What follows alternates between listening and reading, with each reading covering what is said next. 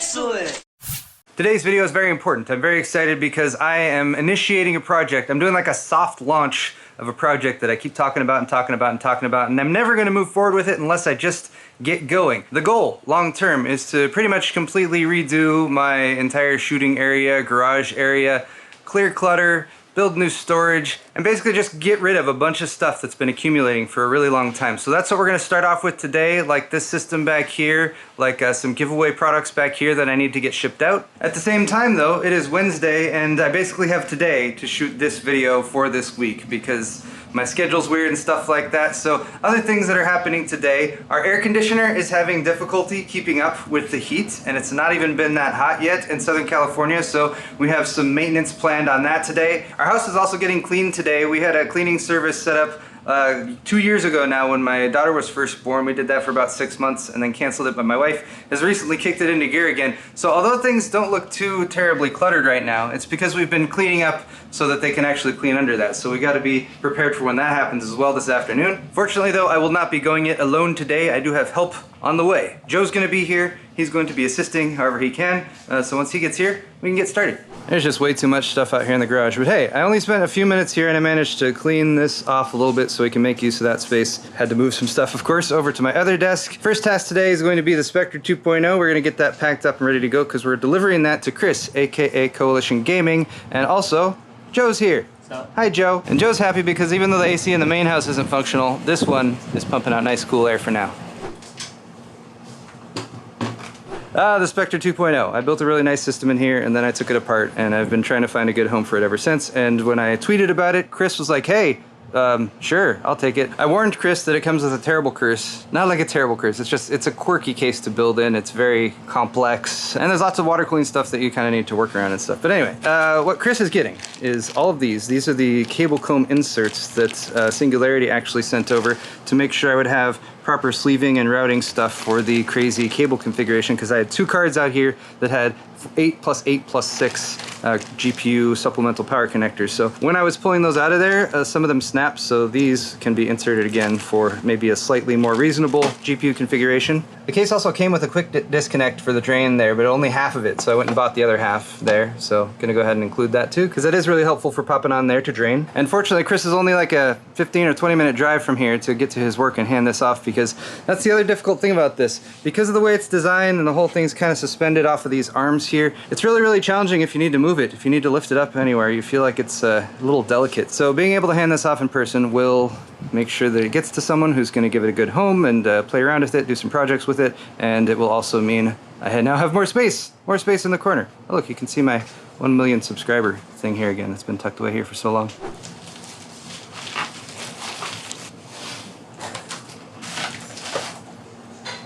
Spectre case is ready to go. We're going to take off for that in a minute. In the meantime, we are packing up these two prizes. We have the Zotac RTX 3080 Ti. This has been repacked in the box. And we have this. This was provided by Mike, aka Lenticular. He's a longtime viewer, and it is a 5950X. Brand new, sealed, in the box. Fortunately, he shipped it to me in this box, so I can just pop it back in there. This is going to be shipped to the UK. That's pretty far. And then this is going to France. Unfortunately, Joe spotted this Chewy box, which is almost just the right size for it. I want to make sure we pack it safely, of course, but I also want to use as little space as possible. So I think I'm going to modify this box a little bit just to shave it in there, and then maybe we can show you guys how much it costs to ship out the prizes after we give them away, especially the international ones. I'm not looking forward to that.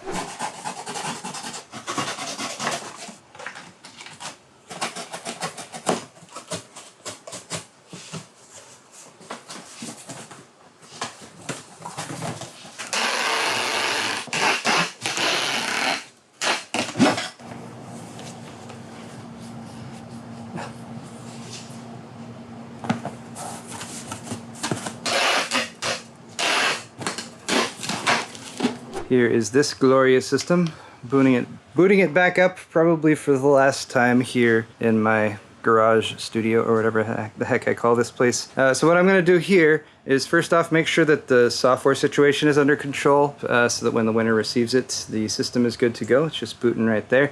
And then what I offered was I could either ship the system as is, pre-filled and everything, and they could just boot it up and start using it, or I offered to drain the loop and add an actual drain valve right here on the drain for the reservoir thing, which would make it much easier to drain. That means that I get to do the draining method that I was going to recommend to the winner if they just accepted it as is, which is that I'm going to remove one of these fittings with the system tipped on its side in order to basically drain it now, empty it out, pop that on there, and then pack the entire inside of this with foam so that it can be shipped to the winner, who is in North Carolina. I'm also going to leave the RGB software installed here so that they can play with that when it arrives as well. I had shut the system down and thought it was good to go after I did a few things here to the software, and then I realized, oh yeah, I should initialize all these drives because right now I've only got one 2 terabyte drive there, and I should initialize the rest so that they're all good to go. And then I remembered, oh, when I installed Windows, I kind of had to take a shot in the dark at this, and Windows is currently installed on the MX500. Oh no! The top 2 here are the MX500 SATA drives. The bottom 2 are the P5 2 terabyte NVMe drives. So here's a message from Michael, the winner of this system. Michael, I'm going to leave it up to you what you want to do. I have Windows installed here. It's a very, very simple, quick Windows installation. The only thing, convenience-wise, that's already set up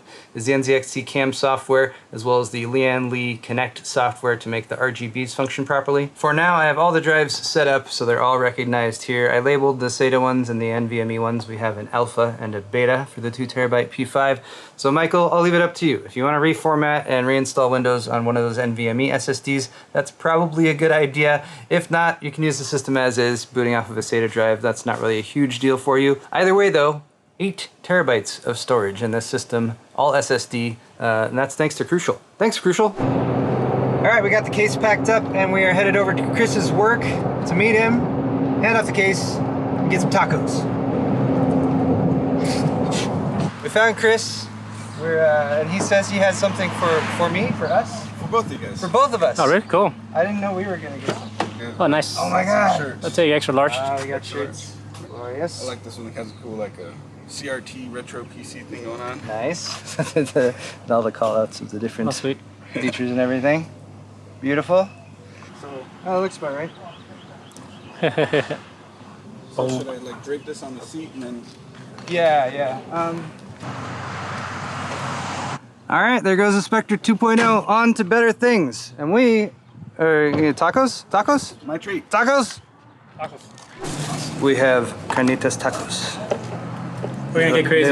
They look delicious. I don't know how hot this is. Joe brought some special hot sauce. Diana gave it. This came from my wife. It's from Heatonist. It's called Pucker Butt Pepper Company. It's from Pucker Butt Company. Uppercut. Let's try this sauce. All right. I'm not gonna be a wuss about it there. Good amount. Super hot. Super hot. Is your butt puckering? No?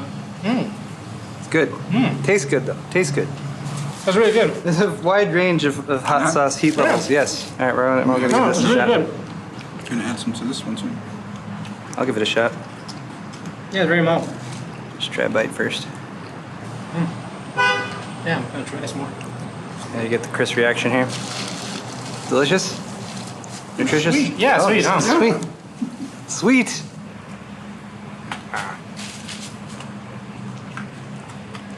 That is sweet. That's good. That's cool. Yeah, it's a very small thick, dude. I like it. Very good. All right.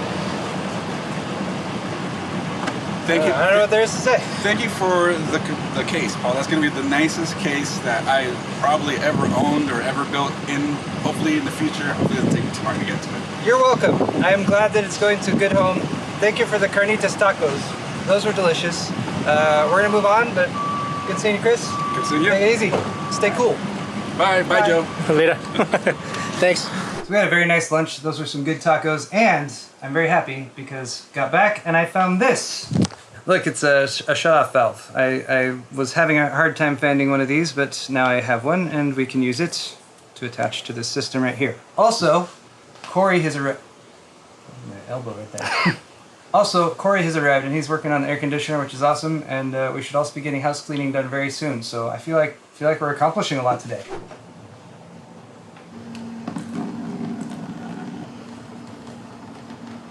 So this is why it's convenient to have square-shaped cases, so you can lie them on their side or whatever you need to do in order to properly drain them if you don't install a drain port like I kind of didn't do with this build.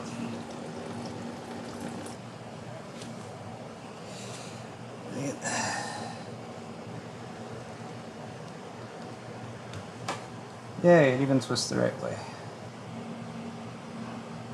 So the loop is now drained as much as I could get out of it, and now I have some special instructions for Michael. Michael, the winner of this system.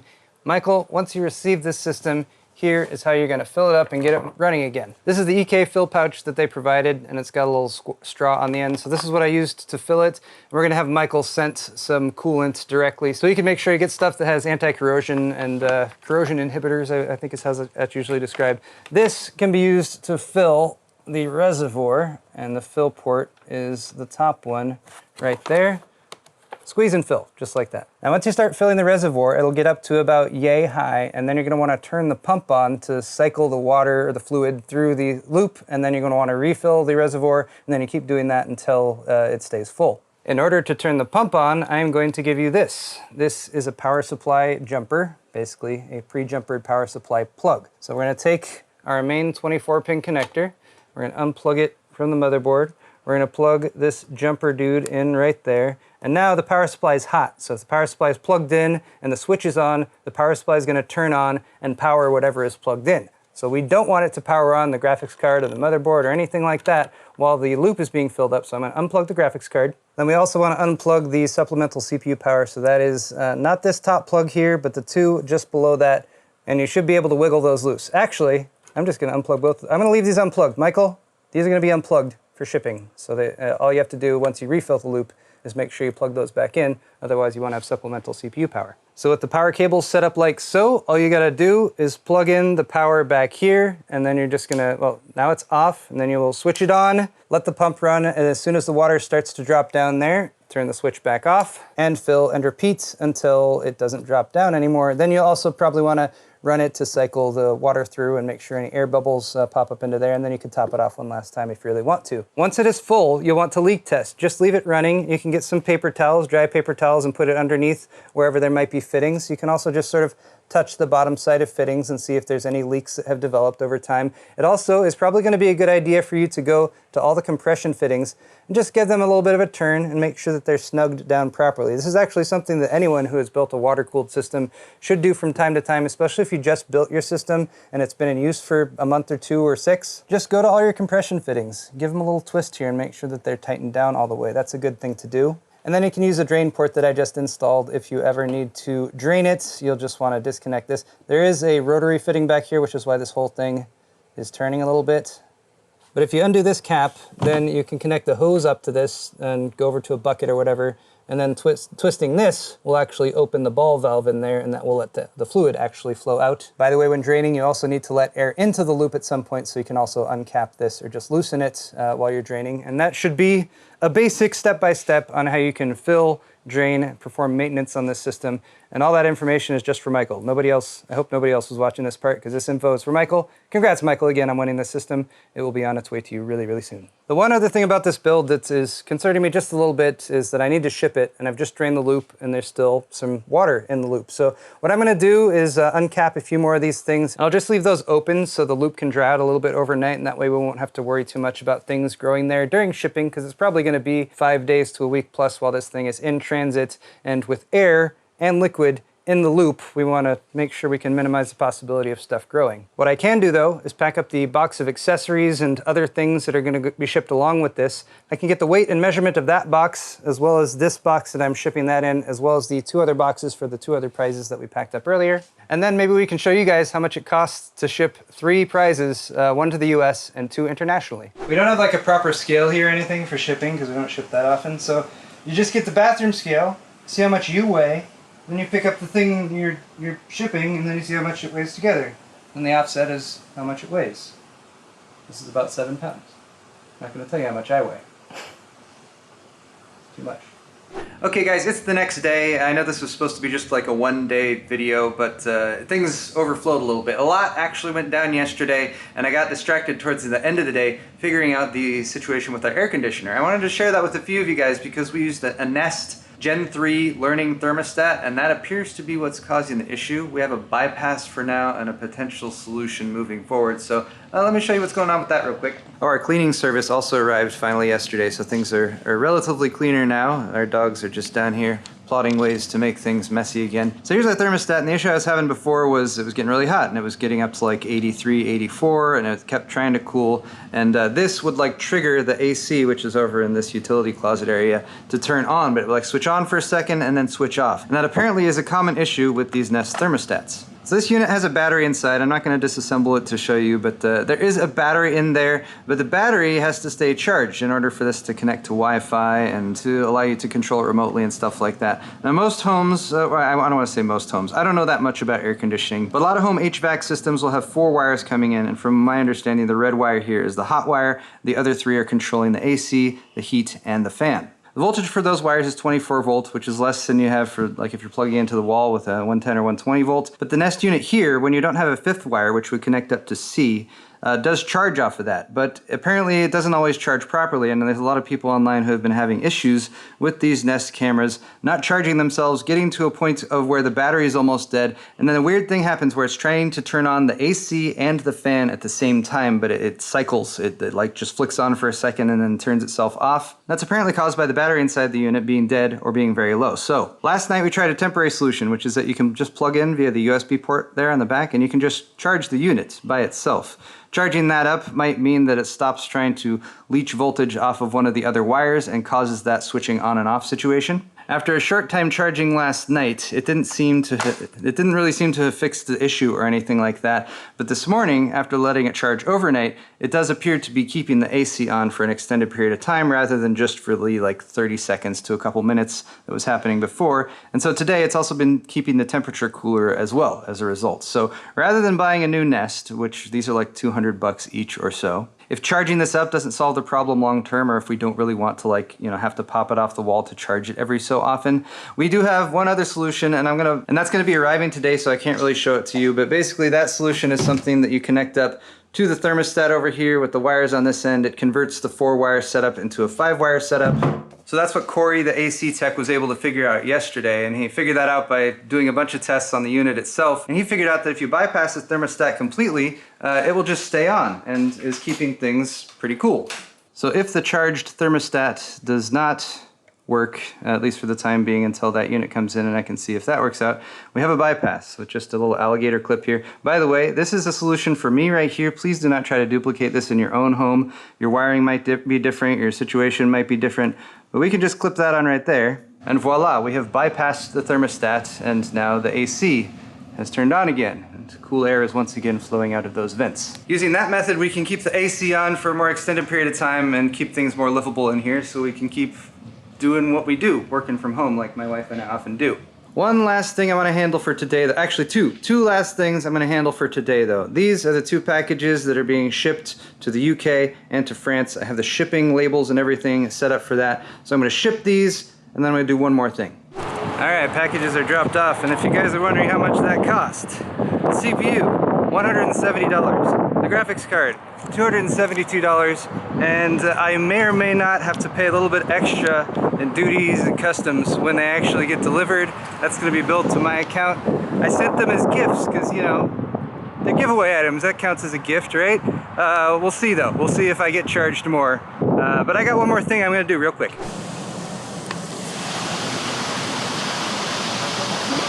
Thank you. When the wash is ready, please pull forward into the wash. That's right, I'm in this video with a car wash. I couldn't let Chris's nice shiny green truck be shinier than my truck. Actually, I don't get my truck washed very often, so this is way overdue. But that's gonna kind of wrap it up for it's kind of loud in here. That's pretty much gonna wrap it up for this video though, you guys. Thank you so much for watching. I feel like a lot has been accomplished in the past 24 to 36 hours.